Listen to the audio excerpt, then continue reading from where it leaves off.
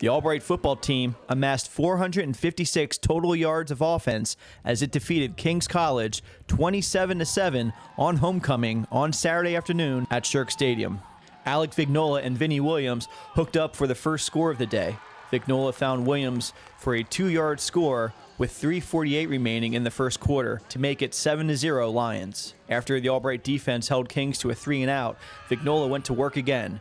He led the team 64 yards in 6 plays, capping this march with an 18-yard scoring strike to Milton Cordero. Albright had a 14-0 lead at the end of the first. The Albright defense held strong after an interception by Kings at the Albright 40. Kevin Mason had a sack on the series, and Alex Isaac broke up a pass on 4th down to turn the ball back over to the Albright offense. On the ensuing drive, Albright moved to the Kings 28 before stalling. Kevin Getz kicked a 45-yard field goal to make it 17-0 with 8:39 left in the first half. The score stayed that way until Albright's first drive of the second half. Vignola found Williams from 36 yards out this time to make it 24-0 with 10:26 left in the third.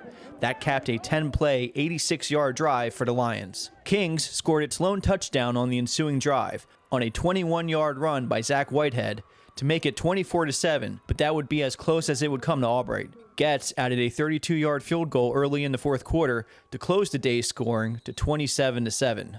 Albright has a bye week next week before returning home to face FDU Florham on October 15th at 1 p.m. in Shirk Stadium. Look, our theme this week was focus, and as always, I share hundreds of quotes with our guys all the time, and one that I came back to several times this week was Bruce Lee.